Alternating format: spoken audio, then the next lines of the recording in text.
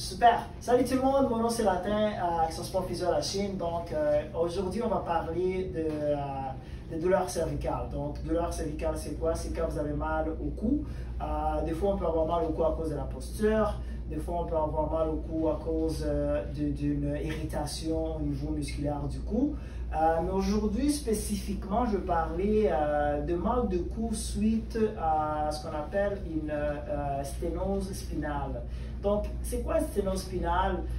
Donc, une sténose spinale, c'est juste quand le cartilage entre les articulations est un petit peu diminué et donc ça nous cause une douleur au niveau du cou. Donc, on peut l'avoir soit au niveau du cou ou bien on peut l'avoir au niveau du dos.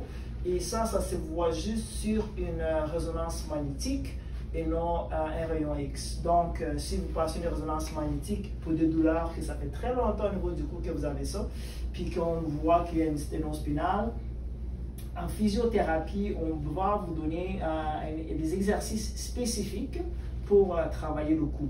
Donc, c'est différent un petit peu des exercices qu'on va donner pour une instabilité, une commotion cérébrale ou bien un accident de voiture.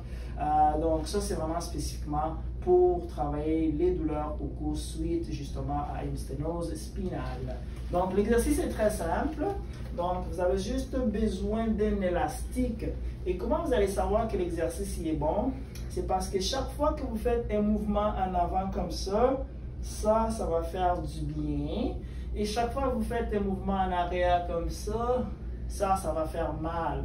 Donc, quand on fait comme ça fait du bien parce que ça crée un genre d'espace au niveau du cou. Et quand on fait comme ça va comme plus causer, écraser, ça va comme plus écraser au niveau du cou, donc ça va faire mal. Donc, si vous faites ça à la maison, vous faites comme ça, puis ça fait du bien, et que vous faites comme ça, puis ça fait mal, cet exercice va vous aider. Encore là, comme je dis toujours dans mes exercices que je vous donne souvent, c'est que si ça fait mal, moi je vous conseille directement de ne pas le faire l'exercice et d'appeler votre thérapeute. Donc, exercice, un élastique comme ça. Donc, je mets l'élastique au niveau de la tête. Puis là, je tiens l'élastique comme ça. Je tiens l'élastique par en arrière. Puis là, je me tiens comme ça. Puis là, je penche mon cou en avant. Et je ramène.